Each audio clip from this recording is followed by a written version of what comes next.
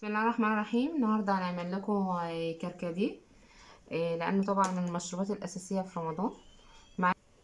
معايا كوبايه من الكركديه الاسواني، طبعا ده احسن نوع، وكوبايه من السكر ولتر ميه.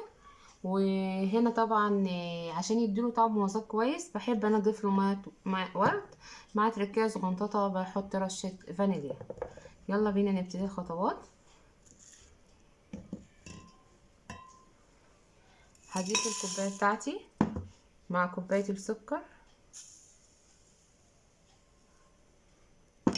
ده هيبقى منقوع على البارد. علشان ما يعليش الضغط. واحط نقطتين من ماء الورد، واحط رشة صغيرة من الفانيليا. هي جت رشة كبيرة. الناس اللي ضغطها واطي تبقى تشربه مغلي. ده يا جماعة بيخلي الضغط مظبوط، ان هو يبقى بالماء البارد. تمام. دي اتخلقت معانا. هبتدي اقلبه عشان ادوب السكر. هو الكركديه يا جماعة يعني مجرد ساعة وهيبقى جميل معايا. هقلبه واسيبه يدوب، واسيبه بقى ينزل المادة بتاعته من الورد بتاع الكركديه. طبعا دي طريقة سهلة جدا. اللي بيحب يا جماعة ان هو يغليه يحطه على النار في مية مغلية، الطريقة بتاعته يحط كوباية السكر معاه عشان يبقى سهل الذوبان.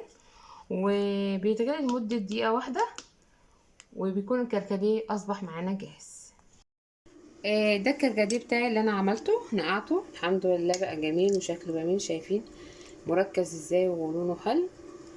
انا بحب اسيب الكركديه بتاعي في الورد بتاعه ده، ووقت ما بستخدمه بجيب مصفى كده بالشكل الجميل ده، مثلا صغيره كده كوبايه.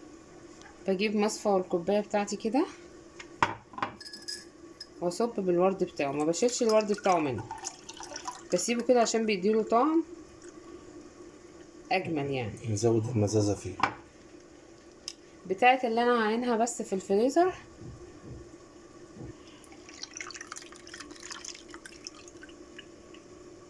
في واحد خلاني اوقع كده. ادي كركديه وعصاير رمضان، كل سنه وانتم طيبين. شايفين لونه الجميل؟ مش عارفه ابين لكم في الكاميرا ولا لا. اللون بتاعه جميل وردي جدا وتحفه. وطبعا بيبقى جميل على الفطار وهو ساقع. كل سنه وانتم طيبين مع احلى كركديه. زي ما قلنا ان انا دي عينها في الفريزر، وده بقى هنستعمله ان شاء الله. كل سنه وانتم طيبين. خلصت حلقتنا مع أولى عصاير رمضان، واستنونا في عصاير جديدة.